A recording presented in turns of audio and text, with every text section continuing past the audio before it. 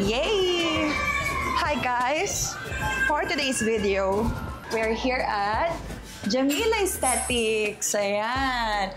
For today's video, gagawin natin ng Ulthera. Actually, ilang beses na ako sinasabihan ni Jam na gawin ko to kasi alam niyo naman, malapit na ang wedding ko at kailangan natin magpa-fresh. And ito naman, non-surgical naman to. So, all good, nakakapampa-fresh lang talaga siya. Magli-lift lang siya ng ating skin. Yung mga tight and dry, ayan, lahat yan malalaman natin. Kaya naman, start na natin. Let's go. Excited ako.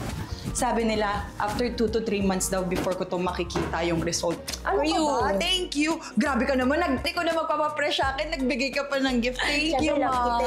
Siyempre, the one and only Jamila. Oh. Yeah. Anong gagawin natin sa face ko? Actually, sobrang ganda mo eh. So, ilang beses niya na ako pinipilit mag-Ulthera. Pero dahil sa wedding, ayan, o sige, i-push na natin ang wedding. So excited. Dapat fresh. Yung pagka, uy, ang fresh. Ganon. Ang gusto ko nga ma-achieve no makeup look.